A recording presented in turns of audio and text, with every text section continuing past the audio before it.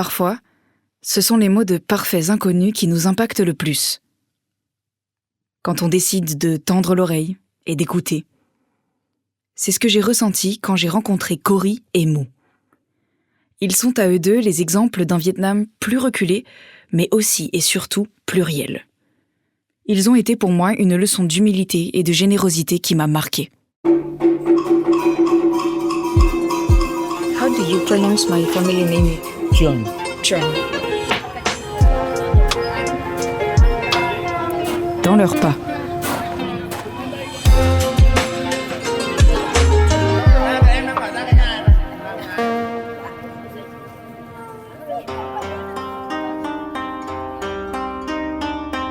Je ne suis pas à l'aise dans le bus de nuit. La route tourne, le paysage change. Je sais qu'on se lance dans une aventure palpitante et un peu dangereuse, sous la pluie. J'appréhende.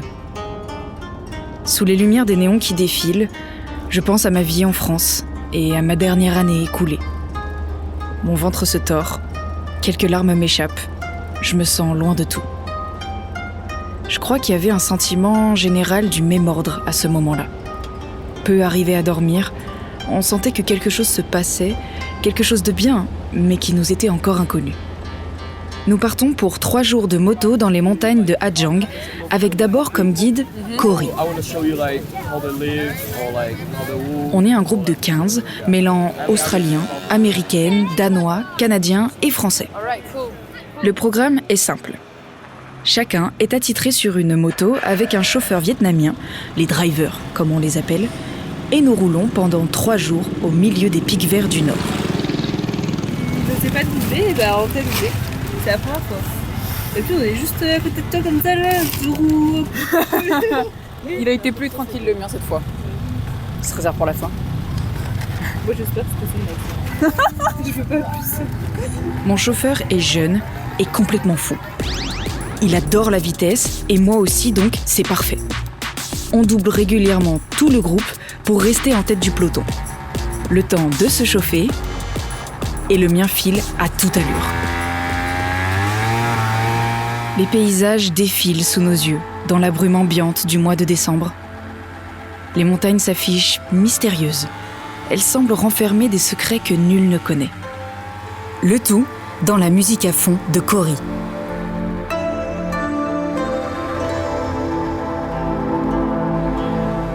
Je découvre alors ce qu'est la vie en montagne au Vietnam. Et certaines images, bien que magnifiques par les paysages, sont glaçantes. La pauvreté est de mise pour tous les villages que nous traversons. Ils sont souvent noyés sous des amas de déchets en tout genre. Quand on passe, on aperçoit les habitats de chacun. Pour la plupart, ce sont 4 murs de béton, ouverts sur la route, avec à l'intérieur le strict minimum pour vivre. Je me sens pas toujours à l'aise. Dès le premier jour, on s'arrête sur un point de vue en hauteur et on rencontre des enfants qui mènent une vie bien différente de la nôtre. Cory, notre guide, nous explique que ces enfants ne vont pas à l'école. Ils vendent dès qu'ils peuvent aux touristes ce qu'ils ont sous la main. Et on en voit certains qui fument, alors qu'ils ont à peine 10 ans. Leurs gestes trahissent leurs habitudes. Certains doivent fumer depuis des années déjà.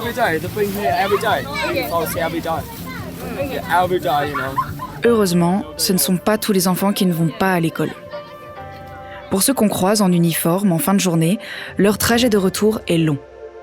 Ils rentrent à pied, sur le bord d'une route sans trottoir, avec des motos roulant à toute allure. Je dirais en moyenne 3 km pour aller à l'école, donc 6 allers-retours tous les jours, cartable sur le dos. Je vous raconte pas la leçon d'humilité.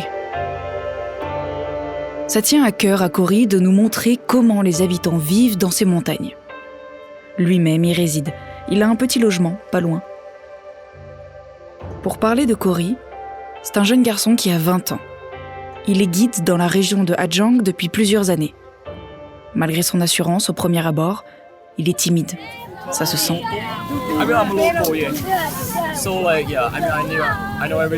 Après avoir passé son enfance proche de la mer à la baie d'A Long, il est venu s'installer dans les montagnes pour y travailler.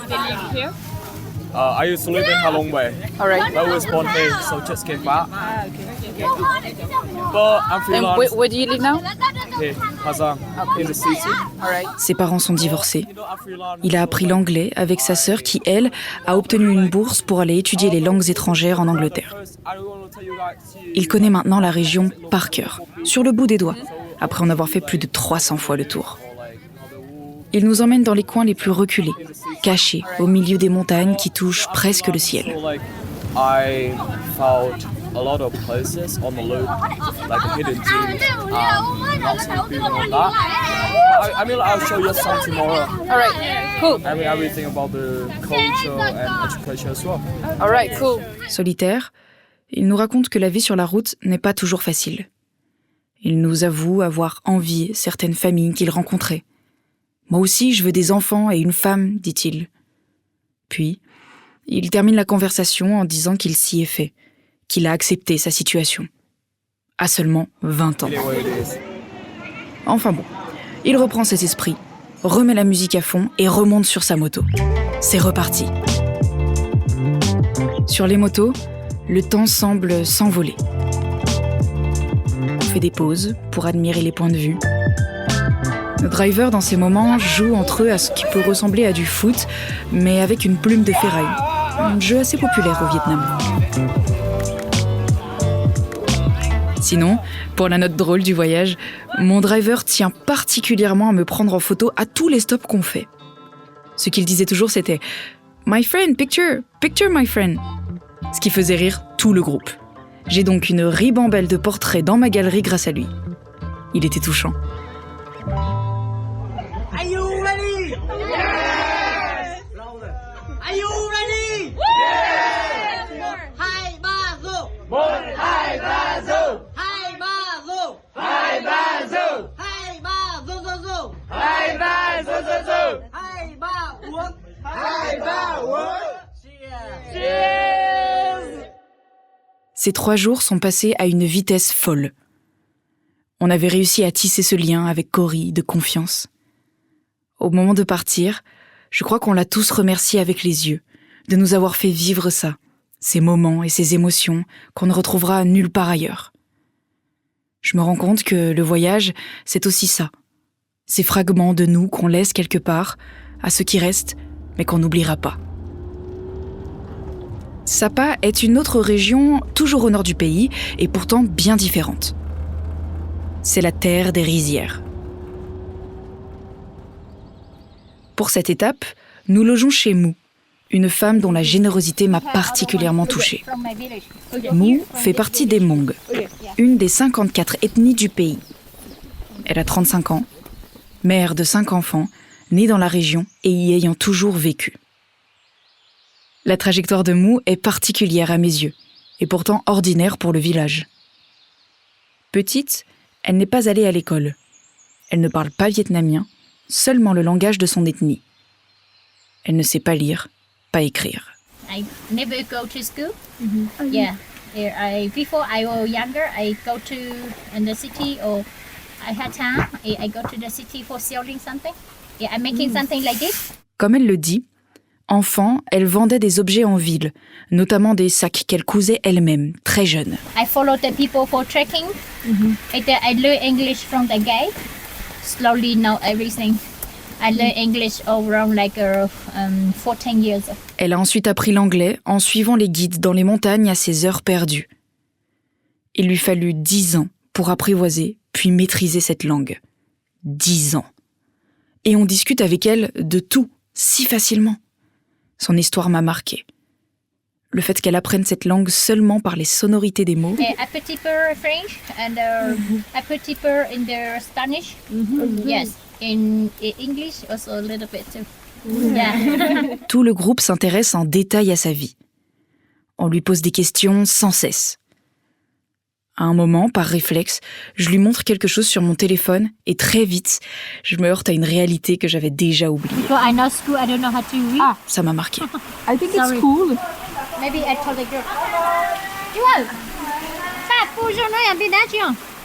Elle ne sait pas lire. Et en plus, c'est du vietnamien ce que je lui montre. Ok. Elle ne peut pas me répondre. Elle demande à une jeune fille qui nous accompagnait de lire pour elle. La scène est marquante. Ok. Trường is like trường người chuyên đó ạ. Et est-ce que tu sais si dans les 54 ethnies, chacune avait son langage? Ouais, il y a beaucoup de dialectes. Ouais. Ok. Je sais pas s'il y en a 54 différentes, mais en tout cas, il y en a qui parlent même pas viet. Enfin, c'est juste Oui. ils ont leur langage propre. Mais je crois que c'est ce qu'elle disait hier, Mou. On a fait une parenthèse, elle a dit le Congo, elle parlait pas la même langue. Je pense qu'en parlant des vêtements, elle a fait une parenthèse en disant qu'on n'a pas la même culture et que même des fois pas le même langage. Mou nous explique qu'ils ne peuvent même pas échanger avec les villages voisins, qui eux font partie d'autres ethnies. Donc, ils ont une autre langue. Par curiosité, je lui demande comment on dit merci dans son dialecte. How do you say again thank you in your language? Ochao. Ochao. Ochao. Ocha. On découvre tout de la culture de Mou. Ok. D'abord les fermes habitées par des canards, des poulets et des buffles principalement. On déambule au milieu des rizières, inondées dans le brouillard de l'hiver. Alors, on en apprend plein sur la plantation du riz. D'abord, on prépare la terre au début de l'année. On plante les graines de riz en mars, avril, mai. On récolte en août et en septembre. Tout est terminé fin septembre. Et en hiver, les terres sont utilisées pour cultiver les légumes. Une fois le riz récolté, il sert soit à être mangé tout au long de l'année, soit à faire de l'alcool de riz. Du maïs aussi est cultivé. Et d'ailleurs, on peine à faire tourner la roue qui l'écrase et qui permet de récupérer les grains.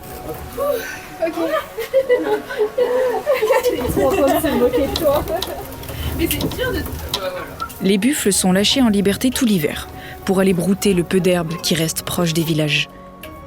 En été, ils sont réunis dans les enclos pour ne pas abîmer les plantations. Comme on est en hiver, on en croise pas mal. Certains me regardent mal.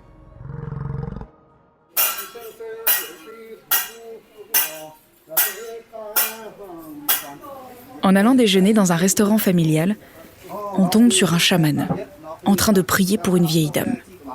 C'est impressionnant. Mou nous explique que le chaman est très important, et ça pour toutes les ethnies. Il prie beaucoup à cette période de l'année parce que le nouvel an arrive. Alors, dans ses souhaits, il demande longue vie et bonne santé pour les habitants du village. Le nouvel an a lieu en février, et il est très important pour les Hmong. D'ailleurs, chaque année, à cette occasion, Mou coud des habits traditionnels pour toute la famille, à la main, très colorés. Elle le fait elle-même, parce qu'en acheter reviendrait à dépenser 2 millions de dong par tenue, soit environ 75 €, ce qui est inaccessible pour elle.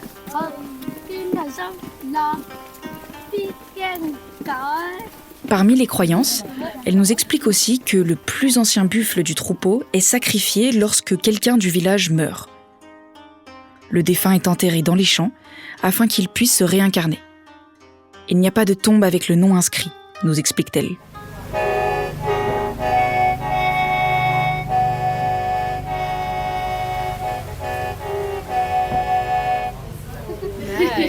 And what's the name?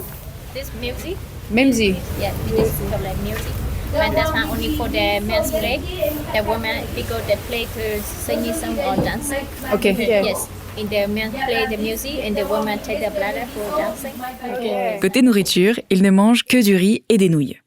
Et ça, matin, midi et soir. Mou nous fait manger comme des rois.